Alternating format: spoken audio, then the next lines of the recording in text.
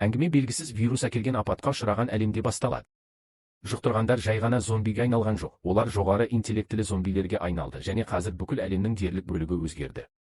Апаттан құлап жатқан әлемде Абигейл, оның анасы және інісі үйлерінен қашады.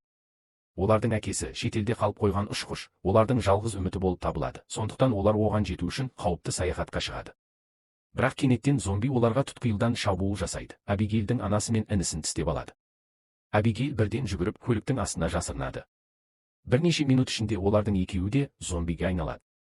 Дәл Абигейлдің анасы оған шабуыл жасамақ болғанда Кэшис есімді офицер келіп, Абигейлдің анасын атып, оны бірден өлтіреді. Содан кейін ол оған көзін жұмып, құлағын жабуды айтады. Содан кейін інісін де атып тастайды.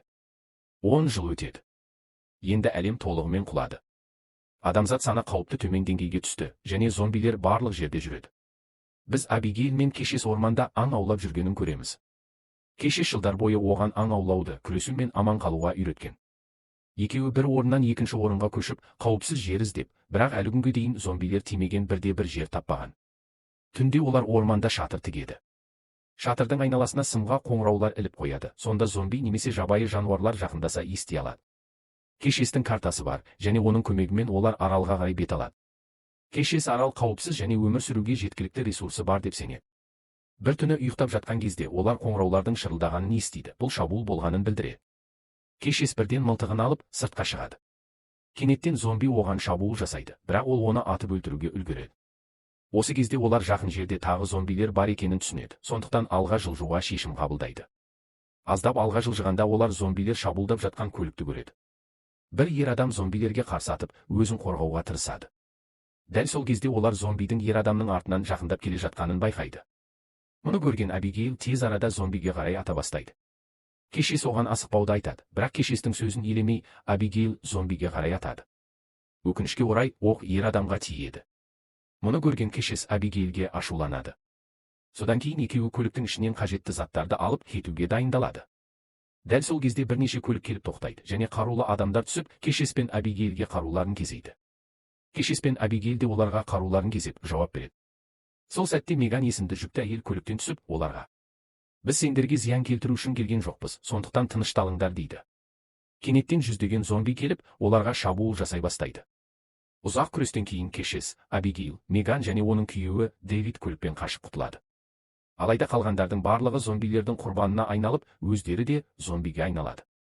Кэшис альфа зомбидің серіктесін өлтіреді. Бұл топты ашуландырып, олар топты одан да қатты қуа бастайды.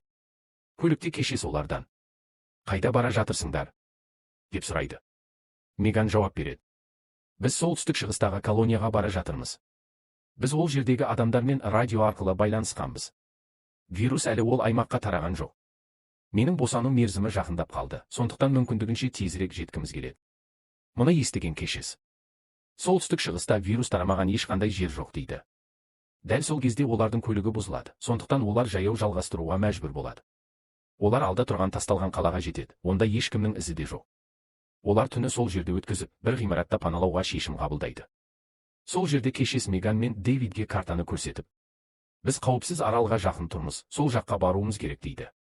Мұны естіген Меган мен Дэвид солтүстік шығысқа жалғастыруды талап етіп, оларды өздерімен бірге шақырады.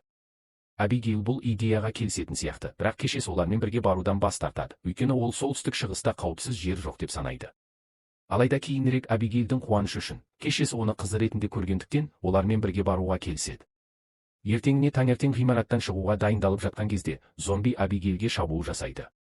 Абигейл әрең дегенде зомбиді ғимараттан лақтырып жібереді. Содан кейін олардың барлығы ғимараттан шығып, саяхаттарын жалғастырады. Осы уақытта альфаны қосалғанда зомби тобы сол ғимаратқа келеді. Сол сәтте зомбилердің бірі Кэшис қойған тұзаққа түсіп, жарылыс болады. Мұны көрген альфа зомби одан да қатты ашуланады. Осы уақытта төртеуі алға жылжи береді. Колонияға жету үшін әлі 6 күн қажет. Аздан кейін Абигейл: "Жақын жерде әкем жұмыс істеген әуежай бар. Егер сол жаққа барсақ, көмек табуымыз мүмкін" дейді. Бірақ Кэшис тым қауіпті және көмек табуға кепілдік жоқ деп айтып, барудан бас тартады. Алайда Меган мен Дэвид Абигейлмен келіседі, сондықтан 3 дауысқа қарсы 1 дауыспен олар әуежайға баруға шешім қабылдайды. Аздан кейін олар әуежайға жетеді, бірақ онда бірде-бір адам да ұшақта көрінбейді. Мұны көрген Кэшис көңілсізденеді.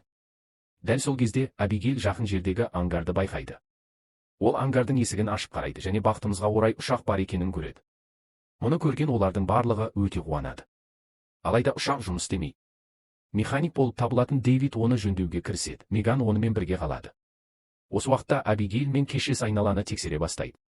Осы кезде Абигейл әкесінің кабинасына жетеді. Онда отбасылық суреттерді табады. Оларды көрген ол толқиды. Сол сәтте олар ұшаққа қарай үлкен зомби тобы келе жатқанын байқайды. Сондықтан екеуі ұшаққа қарай жүгіріп, Меган мен Дэвидке тез ішке кіруді айтады. Ұшақ әлі толық жөнделмеген еді, бірақ зомбилер жақын қалғандықтан, олардың барлығы ұшаққа мініп ұшып кетеді. Олар аман қалғанына өте қуанады, бірақ қуаныштары ұзаққа созылмайды. Бірнеше сағаттан кейін ұшақтың қозғалтқышы істен шығып, ол апатқа ұшырайды. Бақытымызға орай, олардың барлығы ешқандай жарақатсыз аман қалады. Кэшес картаны қарап, осы жерден колонияға жету үшін тағы 2 күн кетеді. Менің есебім бойынша қауіпсіз арал да колонияға жақын дейді. Қараңғы түскендіктен олар түні бойы демалуға шешім қабылдайды. Біз Кэшес пен Меганның әңгімелесіп жатқанын көреміз. Кэшес Меганға Абигейл туралы бәрін айтады. Оның жұққан анасы мен інісін қалай атып өлтіруге мәжбүр болғанын, және содан кейін Абигейлді өз қызы ретінде тәрбиелегенін. Кэшестің өз әйелі мен ұлы да вирус жұқтырып, ол екеуін де атуға мәжбүр болған. Меган содан кейін Кэшестен уәде сұрайды. Егер маған немесе күйеуіме бірдеңе болса, біздің баламызды Абигейлді қалай күткендей күтесің бе? Кэшес Меганға уәде береді. Осы уақытта Дэвид жалғыз отырып жылап отырғанын көреміз. Мұнда Дэвиддің зомби тістеп жұққанын және әлдеқашан жұққанын ашады. Алайда ол әлі зомбиге айналмаған, өйткені күшті иммунитеті бар адамдарда вирус әсері ұзағырақ көрінеді. Дэвид өзін атып өлтіруге тырысады, бірақ Меганға деген махаббаты тоқтатады. Қалай болғанда да ол Меганның қауіпсіз жерге жетуін қамтамасыз еткісі келеді. Дэвид ешкімге жұққанын айтпайды. Ертеңіне таңертең барлығы саяхаттарын жалғастырады. Алайда Дэвид жүруге қиналады және денесі қызбамен жанады. Кэшес Дэвиддің аяғынан қан шығып жатқанын байқайды. Бұл нені білдіретінін түсініп, Дэвиддің зомби вирусын жұқтырғанын түсінеді. Сондықтан ол Дэвидті қарумен қорқытып алып шығып, сен жұққансың. Енді ойланып көр. Өзіңді өзің өлтіресің бе, әлде мені атып өлтірейін бе? дейді. Дэвид ештеңе демей, олар алға жылжи береді. Олар ормандағы шамы жанған үйді көреді, сондықтан үйге жақындайды. Дәл сол кезде Нортон есімді адам қаруымен шығады. Олар Нортоннан көмек сұрайды. Ол қаруларын жақын жердегі қорапқа салуларын айтады. Содан кейін Нортон оларды үйге кіргізіп, баспана мен тамақ ұсынады. Содан кейін ол барлығына сусын береді. Барлығы ішуге кіріседі. Тек Дэвид ваннаға шығуға рұқсат сұрап, шығып кетеді. Осы уақытта Нортон: бұл пандемия табиғаттың әлсіздерді тазарту тәсілі, сондықтан жаңа дәуірде тек күштілер ғана әлемде қалады дейді. Қалғандары оның не айтып тұрғанын толық түсінбейді. Кенеттен олардың барлығы есінен тана бастайды. Нортон олардың сусындарын ұйықтататын дәрімен араластырған. Екінші жағынан Дэвиддің өзгеру белгілері көрінгенін көреміз. Аздан кейін ол шығып, Нортонға шабуыл жасайды. Алайда Нортон қолындағы соникалық құрылғыны Дэвидке қаратып қолданады. Құрылғы жиілік шығарып, Дэвидтің жақындауына жол бермейді. Шын мәнінде Нортон инженер болған және зомбилерді басқаруға мүмкіндік беретін, жиілік шығаратын соникалық құрылғыны ойлап тапқан. Аздан кейін қалғандары есін жиып, байланғанын түсінеді. Нортон: әйеліммен танысқың келмей ме? деп бұрыштағы шамды қосады. Тордың ішінде Нортонның әйелі тұрған. Ол жұққан және зомбиге айналған. Нортон көмек сұрап келген адамдарды ұйықтатып, зомби әйеліне жем ретінде берген. Содан кейін ол әйелін оларға айдап салады, бірақ Кэшес әлең дегенде өзін босатып, Меганды шабуылдан құтқарады. Төртеуі Нортонның көлігімен қашады. Орманға жалғасқан кезде оларға шабуыл жасау үшін жүздеген зомби жақындап келе жатқанын көреді. Олар колонияға жақын қалған, бірақ жолды құлаған ағаштар бөгеуілдеп көлікпен жалғастыру мүмкін емес. Олар түсіп, жаяу жүреді, бірақ зомбилерден қашып жүру мүмкін емес еді. Дэвид жұққанын түсініп: мен осында қалайын, сендер колонияға барыңдар дейді.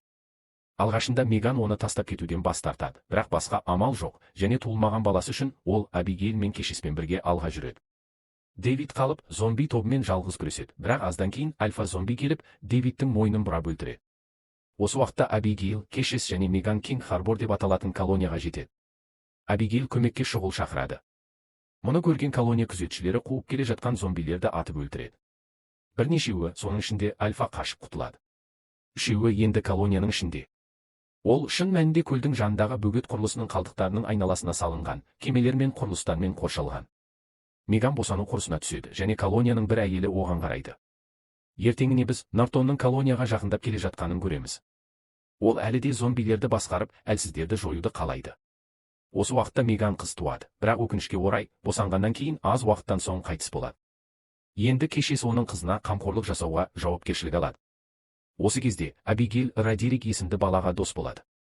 Родерик Абигейлге колонияның бойында орналастырылған жарылғыш заттары бар тұзақтарды және егер зомбилер колонияға еніп кетсе, жарылғыштарды жарып, туннель арқылы қашуға болатын құпия туннельді көрсетеді. Басқа жерде Нортон зомбилерді басқарып, оларды колонияға кіргізгенін көреміз. Зомбилер колонияның ішіндегі адамдарға шабуыл жасап, хаос басталады. Кейбіреулер айқайлап, өмірлерін сақтап қалу үшін қашады, ал басқалары зомбилерге қарсы атуға тырысады. Кешес пен Абигейл адамдарды құпия туннель арқылы эвакуациялай бастайды. Осы кезде Нортон пайда болып, Кешеске шабуыл жасайды. Күресте Кешес Нортонның қолындағы соникалық құрылғыны сындырып, зомбилер Нортонға бет бұрып, оны аяусыз жыртып тастайды. Осы уақытта альфа зомби Абигейлге шабуыл жасап жатқанын көреміз. Сол сәтте Абигейл зомбидің білезігінде М деп жазылған білезікті байқайды. Ол зомбидің өз әкесі екенін түсінеді, өйткені ол білезікті өзі сыйлаған. Дәл сол кезде Кешес келіп, Абигейлді туннельге тартып, колониядан қашады. Сол уақытта Родерик жарылғышты іске қосып, колонияны және ішіндегі зомбилерді жояды. Алайда альфа зомби әлі тірі. Ол қалған тірі қалғандарға шабуыл жасайды.